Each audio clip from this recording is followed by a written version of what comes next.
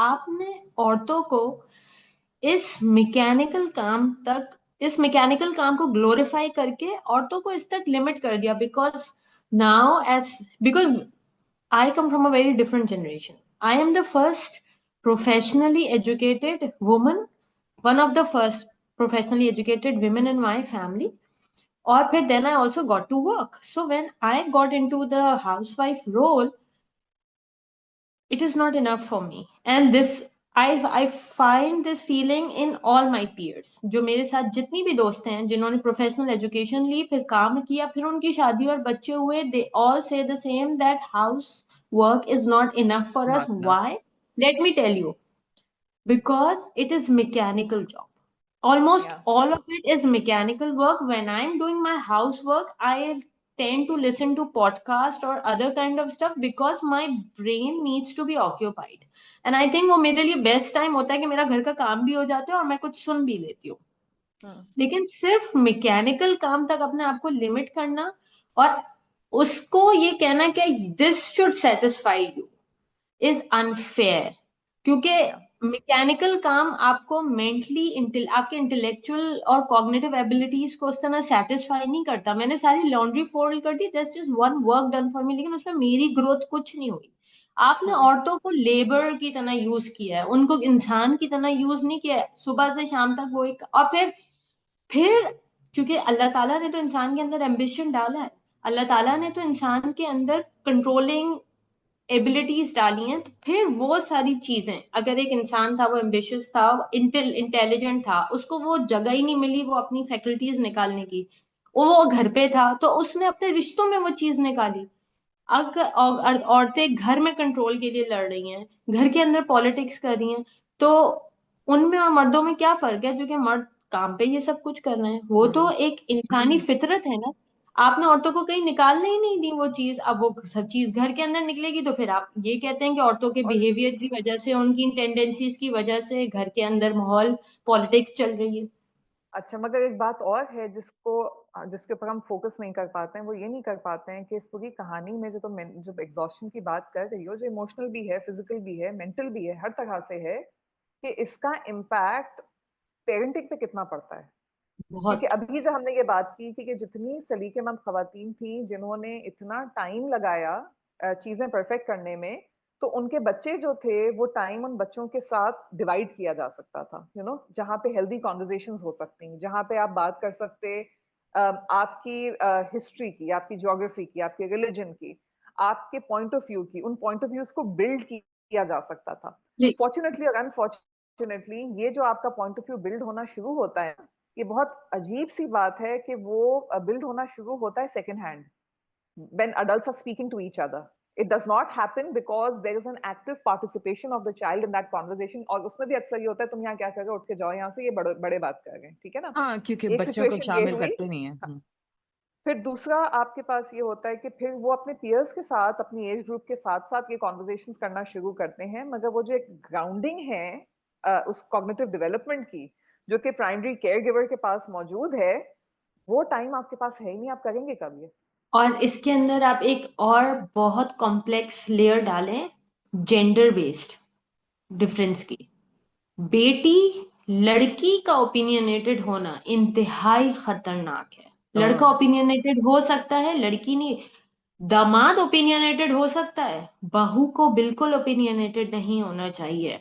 हमारे यहाँ किसी भी लड़की की सोच पैदा होना, उसकी इंफिरादी सोच पैदा और उसका इसमें इख्तिलाफ पैदा होना इज लाइक कार्डिनल सिन. बदतमीज है, बदलिहाज है, हर तरह की जहरीली है वो लड़की जिसकी अपनी सोच है. हम इस चीज से डरते हैं. हमारे यहाँ घरों के अंदर specially I see this across all my peers. We were raised with a voice. Our parents allowed us a voice, and we employed that throughout our lives until we got married. हम शायद as parents आगे बढ़ गए, लेकिन हम as in laws वहीं अटके हुए. And this is not just personally I am speaking, this is across this entire generation. Yeah, that's true. I think 8 out of 10 friends or acquaintances I have are taking therapy or some kind of help because this transition is taking on their mental health. के घर में आप बोल सकते थे, ससुराल जाके तो आपने अपनी पर्सनालिटी को निप करना है बिल्कुल, बिकॉज अब बहू should have this like tailor made personality, कि उसके ये चेकलिस्ट होनी चाहिए, और she should not have a voice, she should not have opinions, she should not have a say in the raising of the next generation, क्योंकि traditions are going to rule that, old people are going to rule. Like let's get real. हम बच्चियों औरतों को अपने बच्चों के नाम रखने की इजाजत नहीं देते। जनरली घरों के अंदर बड़े नाम रखते हैं। Only the other day I went to see a newborn and the lady, there was this lady and she said हमारी तो सास ने हमारे सारे नाम रखे। Just this, like this lady took care of a baby inside her for 9 months and she is not even allowed to name the child, have a say in what she is going to name that child. Yeah. औरतों को तो हम आज भी, especially in the role of daughter-in-law, we really want to have a robot or somebody with no personality, because the moment this lady shows up her personality, everybody is threatened.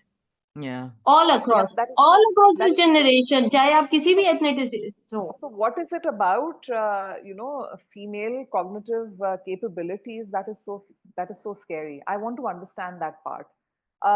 देखिए, मैं एक बात ये समझती हूँ कि सही है, in many parts of the world होता ये है कि जो bread earner होता है आपका, he or she becomes the matriarch or the patriarch of the family, ठीक है? तो क्योंकि अथॉरिटी उसके पास है, फाइनेंशियल अथॉरिटी उसके पास है, इस वजह से आप वहां पे कहते हैं कि अच्छा सही है, आप ये करवा लें। अब मेरा पॉइंट ये है कि जो जिंदगी उन लोगों ने गुजारी वो उनकी डेवलपमेंट थी ना, और उस डेवलपमेंट के दौरान उन्होंने कुछ ना कुछ सीखा होगा। अब अगर आप माइक्रो मैनेज करेंगे एक अगली जनरेशन को उसी तरह से चलने में, जबकि जमाना और दुनिया इवॉल्व हो चुका है, तो एक पूरा फेज गुजरेगा जब आपकी रिलेशनशिप्स कॉम्प्रोमाइज हों। क्योंकि देखो, एक पॉइंट आएगा, जैसे फॉर एग्जांपल एक टाइम था जब मोहल्ले के स्कूल में पढ़ा देना वाज गुड इनफ। आप मोहल्ले के स्कूल में पढ़ा दें, मसला खत्म हो जाएगा, ठीक है ना? अब हमें पता है कि आपके पास इतना ज्यादा कैपिटलिस्टिक सोसाइटी हो गई है कि सरवाइव करने के लिए आपको नौकरी की जरूरत होती है। अब उस नौकरी के मार्केट में जाने पर बहुत इंटरेस्टिंग बात यह है कि आपका अभी तक देखा जाता है कि इंस्टीट्यूशन कौन सा था जहां आप पढ़ के आए हैं। तो ये डायनामिक्स बदल गए। जब ये डायनामिक्स बदल गए आम लोगों के लिए, मैं ये बात नहीं कह रही हूँ कि ये सही या गलत है, मैं आपसे कह रही हूँ कि ये जो एक सिचुएशन है आपकी, जहाँ पे आपने कमाना तो है ना, खाना तो है, ऐसा तो नहीं है कि आप बगैर पैसों की जिंदगी गुजार सकते हैं। अब इस सिचुएशन में अगर आप बैठ जाएं कि नहीं, आप बच्चे को उठा के दूर किसी स्कूल में नहीं भेजें या आप फलानी जगह पे ना भेजें क्योंकि उसको तकलीफ होगी, हमने भी अपने बच्चे पाल लिए इस तरह से, तो जब वो जॉब मार्केट के अंदर, उसके माँ बाप भी सफर करेंगे, क्योंकि वो देखेंगे ना बच्चा तकलीफ में है, उसको वो एज नहीं मिल रहा है, क्योंकि उसकी उस तरह की एक्सपोजर रहा ही नहीं है जो कि बहुत वाइड हो। ऐसा पॉसिबल होता है, मैं सिर्फ एक एग्जांपल दे रही हूँ, और ये बच्चा अलग सफर करेगा। राहिला, सी, आप जो बात कर रही हैं वो बहुत आगे की है। मैं तो अपने इर्द गिर्द लड़कियों को इससे बहुत पहले स्ट्रगल करते हुए देखती हूँ। हाँ। मतलब सिर्फ बच्चे को स्कूल कहाँ भेजा जाएगा और हमने ऐसे स्कूल भेज दिया, इस पे से नहीं है। आई एम सॉरी, बट मैं this generation before that is so possessive कि मैं तो इस चीज पे स्ट्रगल करते हुए देखती हूँ कि the expectation is that this generation wants to raise the grandchildren themselves, deprive the parents of the control of their own kids, and the love. It is all done in the name of love. Like, That's I what they believe say, but obviously common sense says that if you really love your grandchild, facilitate his parents in loving each other. Because the best thing you can do for your kid is give him a set of loving parents. But this is not how this system works. The grandchild is mine. I will raise this kid. I will have the entire authority over this kid, and the parents can go do whatever. वो लड़े, वो मरे, उनकी family, उनकी marriage खराब हो, none of the business. I love this grandchild so much कि मैं इसको खिलाऊंगा, पिलाऊंगा, मैं Yeah, इसको that's स्कूल not छोड़ के love. आऊंगा, लेकर आऊंगा, because I love that grand child so much. And in this situation इस कंट्रोलिंग में अगर उसके माँ बाप आपस में लड़ते हैं तो उससे क्या होता है? That's none of their business. It's not love. It's resistance to change, because they know कि हर जनरेशन में आपके तौर तरीके बदलने वाले हैं. हर जनरेशन में आपकी नई नस्ल, अगर आप अपनी लड़कियों को सलीका सिखाते थे और आपकी नई नस्ल, आपकी बहू आती है और कहती है नहीं मेरी बेटी तो काम करेगी, घर के बाहर जाएगी, पढ़ेगी, पीएचडी करेगी, जो कुछ भी करेगी, अपनी मर्जी है उसकी, तो फिर वो आपके तौर तरीके बदल गए ना, और वो एक कंट्रोल जो होता था आपके पास वो खत्म होने वाला है. तो it's not love, it is in the name of love, but it's actually just control. This fear के अगर हम लोग ये कंट्रोल छोड़ देंगे तो हमारी जिंदगियां बदल जाएंगी. हम लोग वो जिंदगी नहीं, हमारी जो एक रहन सहन के अंदाजे थे वो सब खत्म हो जाने वाले हैं. तो वो खत्म नहीं होने एंड यू चाहिए. No, So let's like, try and go on the other side. Let's try and go on the other side and think कैसा सही है, because I want to play the devil's advocate here.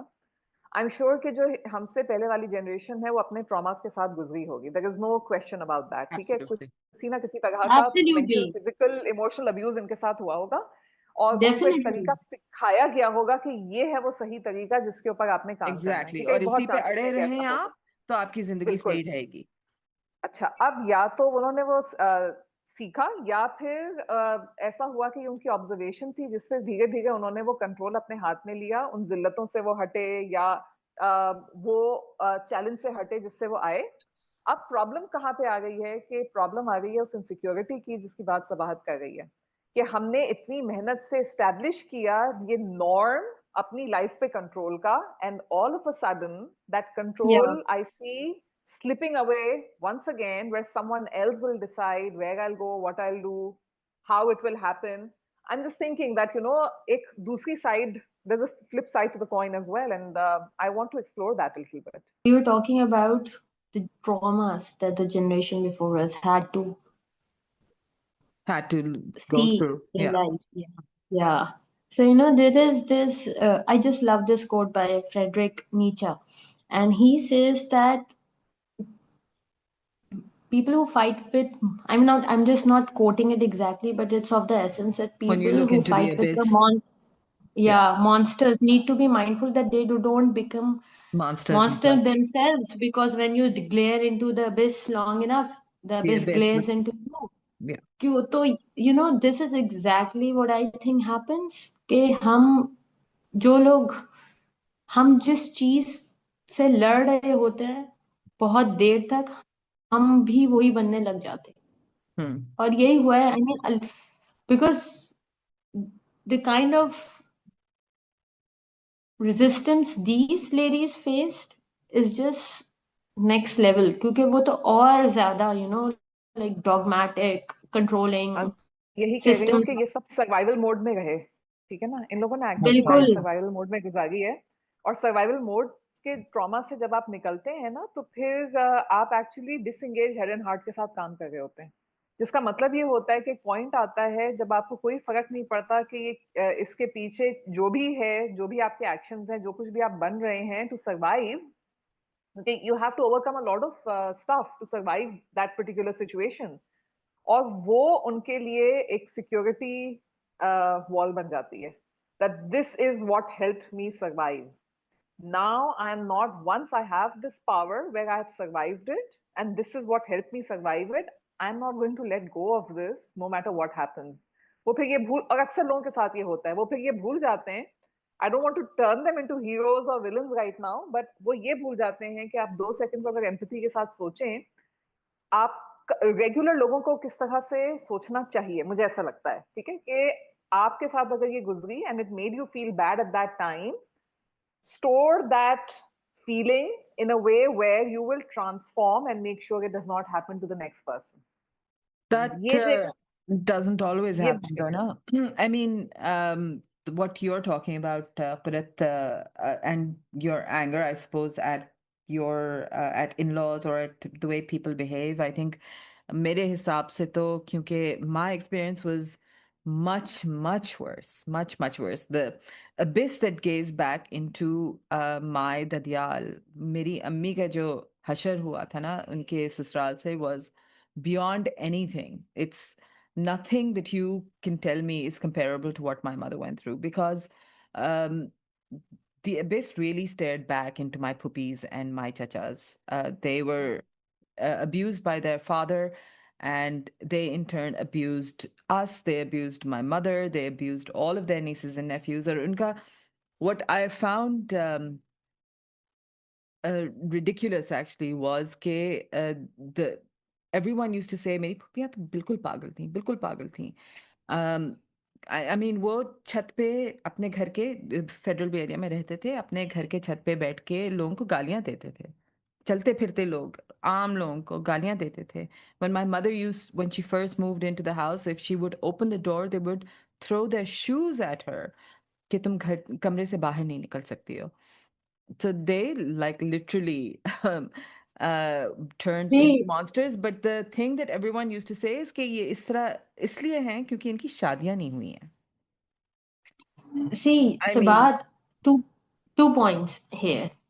पहला point तो ये है कि हमारे यहाँ मेंटल हेल्थ अवेयरनेस नहीं है. नहीं है. अगर किसी घर में एक वालिद नार्सिसिस्ट है, just taking one example of narcissism, Yeah. घर में या एक इंसान भी अगर नार्सिसिस्ट है ना, तो आप ये बात रियलाइज रखें करें कि उस घर का माहौल, जो बच्चे उस घर में बड़े हो रहे हैं, वो किसी भी तरीके से नॉर्मल नहीं होंगे. This is how narcissism work. Yeah. क्योंकि वो अपने इर्द गिर्द के लोगों को रेगुलेटेड नर्वस सिस्टम्स के साथ नहीं रहने देगा वो इंसान. This is one of the implications of this disease. Hmm. या सो हम और हमारे माशरे में ये कह देना कि तलाक तो is like a no option at all. तो आपने क्या किया? आपने फैसिलिटेट कर दिया कि अब तुम इस इंसान के साथ जुड़ गए हो और तुम्हें इस इंसान के साथ रहना है, और अब उस और ये रिश्ता डिजीज नहीं है, माहौल के बॉन्डेज अंदर है. वो लोग अब ये रिश्ता नहीं है, बॉन्डेड बॉन्डेज है, है. और उस डिजीज माहौल के अंदर उस घर में रहने वाला कोई भी इंसान रेगुलेटेड नर्वस सिस्टम में नहीं रहेगा. वो चाहे जितनी भी कोशिश कर ले, उसका या नर्वस सिस्टम किसी ना किसी तरीके से कॉम्प्रोमाइज होगा. बिल्कुल. अच्छा, इस मजे चीज की की बात कोई पता है क्या है? एजुकेशन नहीं. दोनों केसेस में, चाहे वो लड़का लड़की जा रही हो किसी के यहाँ पे, या लड़का तो खैर अपने घर पे है, इसमें एक चीज पता है क्या होती है, जो एक थॉट प्रोसेस होता है कि शादी करवा दो, सब ठीक हो जाएगा. सब ठीक हो जाएगा. क्योंकि हम एंड That's हमसे तो such a मेस हो गया ना, राहिला, common. हमसे तो मेस हो गया. अभी भी जो that's हम like बात the कर रहे हैं ना, thing. जो हम बात कर रहे हैं उसका स्केल इतना बड़ा है बहुत कि बड़ा. मैं 100 में से 100 लोगों से मिलती हूँ, तो 100 में से 100 लोगों के पास, लाइक यू सेड, अपने ददियाल के जुल्म की स्टोरी होती है. Hmm. 100 में से 100 लोगों के पास, यानी कि सिर्फ 100 में से 100 औरतों ने ये चीजें सही हैं. ये हमारे माशरे का जनरल नहीं है, कांस्टेंट है. अच्छा, सबके पास ये अपने ददियाल की स्टोरीज हैं, और पता नहीं सबके किस पास. किस्म का ये एक सैडिस्टिक माइंडसेट है. तुम ये सोचो इस बात को कि आप जब घर पे ला गए हैं तो वो बहू आपकी है, सही है ना, वो बहू आपकी है, वो जो बच्चे हैं वो आपके हैं, तो अपनायत के नाम के ऊपर आप जो चाहे वो बात कर सकते हैं, जिस तरह से चाहे वो कर सकते हैं, उसको ट्रेन कर सकते हैं अपने घर को किस तरह चलाना है. इसीलिए तो यंग और लाते हैं वही ना. बेटी, Hmm. और इसीलिए फिर जो, मगर जो आप अपनी बेटी तैयार करते हैं तो बहुत से घरों में तैयार की जाती है कि आगे जाके तुमने किसी और का घर बसाना है, सब करना है. बिल्कुल. मजे की बात यह है कि ये वही मेट्रियार्क है, ये वही पेट्रियार्क है. वो अपनी बहू और पोते पोतियों के साथ जो माहौल है उसका, उसमें बिल्कुल अलग ग्रैंड पेरेंट है. और यहीं पे जब बेटी के घर की सिचुएशन आती है, एक बिल्कुल डिफरेंट ग्रैंड पेरेंट है, ठीक है ना. अब मैं डिफरेंस किस बिल्कुल. सेंस में कह रही हूँ, मैं शायद मोहब्बत के सेंस में नहीं कह रही हूँ. मेरी हो सकता है एज एन इंडिविजुअल मेरी यादें with the people I live with may be very कड़वी, ठीक है ना, मगर मैं हमेशा अपने ननियाल के बारे में अच्छा सोचूंगी. मगर Hmm. यही ननियाल जब किसी और का ददियाल था, तो वो उनके लिए भी एब्सोल्युटली. ट्रॉमा क्रिएट कर रहा था कहीं ना कहीं. बिल्कुल. तो ये कोई एब्सोल्यूट टर्म्स में बात नहीं हो सकती है. यानी कि मैं ये किस तरह से कह दूं कि ओ ये दुनिया के सबसे आला तरीन लोग हैं, क्यों? क्योंकि मेरी माँ ने कहा वो दुनिया के आला तरीन लोग हैं. No, मगर but वो अपनी बहू के लिए इतने ही आला तरीन थे या नहीं थे. और जो दुनिया की सबसे बड़ी स्टुपिडिटी है वो पता है क्या है? आप ये समझ लें कि जो मोहब्बत के नाम पे आप बच्चे के साथ रखेंगे अपना रवैया और उसकी माँ को या उसके बाप को आप ज़लील करके रखेंगे, तो उस बच्चे के दिल में आपके लिए ज़रा-सी भी मोहब्बत आएगी, क्योंकि हुँ, जितनी भी जड़ें और शाखें हैं ना, मेरे लिए कोई बिछ भी जाए, ठीक है ना? लेकिन अगर बिल्कुल। वो मेरे माँ-बाप के साथ डिसरिस्पेक्टफुल रहेगा, तो वो मेरी जड़ों को हिलाएगा। और जब आप मेरी जड़ें हिलाएँगे ना, तो मेरी परवरिश, मेरी निगहदाश्त, चाहे आपने मुझसे जितना भी अच्छा सलूक किया हो, वो कभी उस तरह से नहीं हो सकती, क्योंकि मेरी फाउंडेशन हमेशा शेकी रहेगी और ये स्टुपिडिटी लोगों को समझ नहीं आती।